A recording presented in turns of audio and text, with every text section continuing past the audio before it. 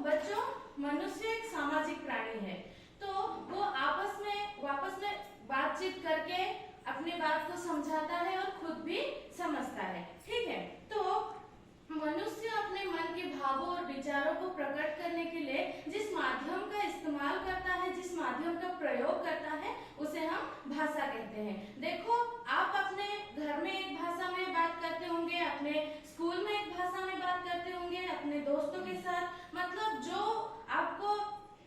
आपके भाषा समझते हैं, जिस तरह से समझते हैं, आप उसी तरह से उसी भाषा में आप बात करते होंगे। जैसे कि मैं अभी आपको हिंदी भाषा में पढ़ा रही हूँ और हिंदी भाषा में आपके साथ बात कर रही हूँ, वैसे ही। ठीक है, तो ये जो भाषा है, ये जो भाषा है, ये संस्कृत के भाष शब्द से प्रभावित होकर आया है। ठीक है, तो ये जो बना है वो संस्कृत के भाष शब्द से, भाष धातु से बना हुआ है। ठीक है, तो इस प्रकार के ये जो भाषा है, इसे हम बोलने में इस्तेमाल व्यवहार करते हैं। हमारा जो हम बोलते हैं, जो हम समझते हैं, वो भाषा के माध्यम से ही हम समझते हैं और बोलते भी हैं। ठीक है, तो भाषा के जो परिभाषा है, मतलब इंट्रोडक्शन जो है, वो है जिस माध्यम से हम अपने विचारों का आदान प्रदान करते हैं, वो उसे भाषा कहते हैं। ठीक है, तो भाषा दो प्रकार के हैं, एक है मौखिक भाषा और दूसरा है लिखित भाषा। मौखिक भाषा क्या है? Oral language.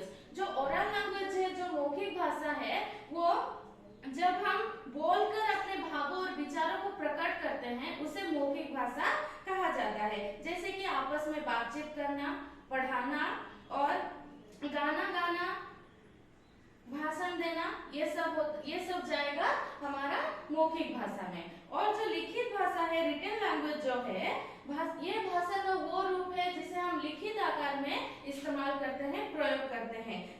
जो भी हम कुछ लिखकर अपने मनों की भावों और विचारों को लिखकर प्रकट करते हैं, उसे हम क्या कहते हैं? लिखित भाषा कहते हैं। जैसे कि संवाद पढ़ना, पत्र लिखना, कहानी लिखना, सूचना लिखना, परीक्षा में लिखना, ये सब हमारा लिखित भाषा होता है। ठीक है, अब देखो बोली, ये है बोली। ठीक है, बोली क्या है बच्चों? जब हम सब जहाँ कहीं भी रहते हैं, किसी न किसी प्रकार से गांव से अवश्य संबंध रखते हैं। गांव की भाषा अपने एक छोटे से क्षेत्र तक ही सीमित रहता है, जहाँ इसीलिए इसको हम बोली कहते हैं। देखो, जिस भाषा ना एक सीमित जगह पर, सीमित क्षेत्र पर रह जाता है, उसे बोली कहा जाता है। जो कि 40 से 50 किलोमीटर के अंदर ही सीमित रह जाता है। ये साधारणतः गांव में दिखाई देती है। ठीक है, गांव के भाषा जो होता है वो अपने ही अंदर सीमित रह जाता है, बाहर नहीं निकल पाता है, उसे बोली कहा जाता है। तो इसका इंट्रोडक्शन क्या है? जो भाषा एक सीमित क्षेत्र में बोली जाती है, उसे बोली कहा जाता है। ठीक है, उसके बाद आता है हमारा राष्ट्रीय भाषा। तो पूरे संसार में बहुत सारे भाषाएं हैं, उसी तरह हमारे देश भारत का जो भाषा है वो है हिंदी भाषा, जिसे हम हमारे राष्ट्रीय भाषा कहते हैं। जो कि हिंदी भाषा का विकास संस्कृत से हुआ है। ठीक है, संस्कृत से ही हमारा हिंदी भाषा का जो है वो विकास हुआ है। ठीक है, तो हमारे भारत में भी बहुत सारे भाषाएं हैं, लेकिन सिर्फ 22 भाषाओं को हमारे भारत में मान्यता मिली है। ठीक है, तो देखो कौन कौन सी भाषा है? हिंदी, संस्कृत, उर्दू, पंजाबी, मराठी, गुजराती, कन्नड़, तमिल, बांग्ला, तेलुगु, मलयालम, मणिपुरी, कोंकणी, नेपाली, सिंधी, कश्मीरी, उड़िया, असमिया, मैथिली, संथाली, डोगरी और बड़ो आदि।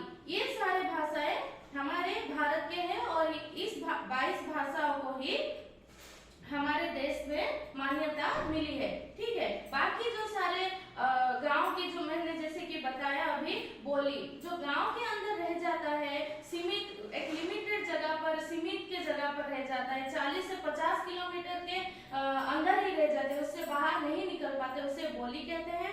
ठीक है, जो हमारे राष्ट्रीय भाषा है वो हमारा हिंदी भाषा है। ठीक है, लिपि, अब हम देखेंगे लिपि, ये है लिपि। हाँ,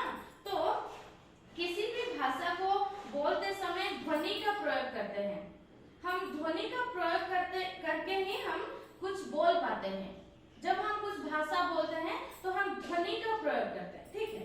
तो लेकिन हम जब लिखते हैं तो हम किस चीज का प्रयोग करते हैं? अक्षरों का प्रयोग करते हैं। जैसे कि मैं अभी बहुत कुछ बोल रही हूँ, वो ध्वनि का इस्तेमाल करके बोल रही हूँ, लेकिन मैं अभी कुछ भी लिखूंगी तो मुझे एक एक अक्षर की जरूरत होगी, ठीक है। तो अक्षर, जैसे कि अक्षर का प्रयोग होता है, और अक्षर को क्या कहते हैं? वर्ण कहते हैं, ठीक है। और वर्ण के समूहों को वर्णमाला कहते हैं।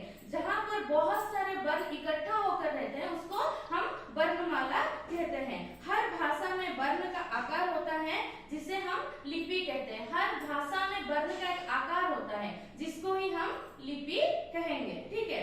हिंदी भाषा की लिपि जो है वो देवनागरी है। देवनागरी से हमारे हिंदी भाषा का लिपि शुरुआत हुआ है। देखो, हिंदी, संस्कृत, नेपाली, गुजराती, ये सारे देवनागरी के, उसका जो लिपि है वो देवनागरी है। अंग्रेजी रोमन है, और पंजाबी जो है गुरुमुखी है।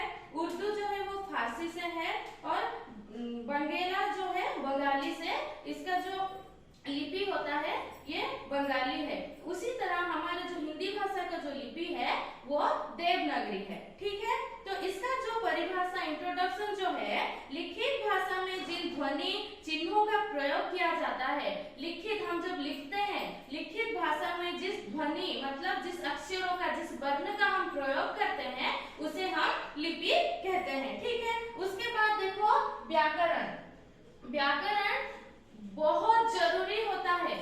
हमारे जो हिंदी में व्याकरण बहुत जरूरी होता है। क्यों? क्योंकि व्याकरण हमें शुद्ध ज्ञान देता है। बिना व्याकरण के हम कुछ लिख नहीं सकते, कुछ पढ़ नहीं सकते, कुछ समझ नहीं सकते। हमारा जो, जैसे कि बोली के बारे में, बोली अलग है। जैसे कि हम कुछ भी घर में बात करते हैं, बातचीत करते हैं, जैसे भी हमें जैसे मर्जी वैसे बात करते हैं घर पे, लेकिन उसे हम लिख नहीं सकते, ठीक है। व्याकरण के बिना सहायता से हम हिंदी नहीं पढ़ सकते, ठीक है। तो देखो, व्याकरण द्वारा हम भाषा को शुद्ध रूप से बोलना और पढ़ना सीखते हैं। जैसे कि मेरे को कुछ खाने को दो, ये ठीक है क्या? नहीं। मुझे कुछ खाने को दो, ये ठीक होगा, ठीक है। हम कैसे जाने कि मुझे कुछ खाने को दो यही ठीक है और मेरे को कुछ को खाने को दो ये गलत है? हमें कैसे पता चला? व्याकरण हमें ये शुद्ध ज्ञान दिया कि हम शुद्ध भाषा में बात करें और उस शुद्धता से हम लिखें, ठीक है। तो वर्षा बाहर हो रही है, ये गलत हुआ कि नहीं? वर्षा बाहर हो रही है, क्या हम ऐसे बात करते हैं? नहीं। बाहर वर्षा हो रही है, हम ऐसे बात करते हैं। क्यों? हम कैसे जानेंगे? व्याकरण के पढ़ने और लिखने के द्वारा, व्याकरण के अभ्यास के द्वारा हम हिंदी का शुद्ध ज्ञान प्राप्त करते हैं, ठीक है। देखो, घोड़ा दौड़ रही है। घोड़ा कभी दौड़ रही है नहीं होगा, घोड़ा दौड़ रहा है होगा, है ना।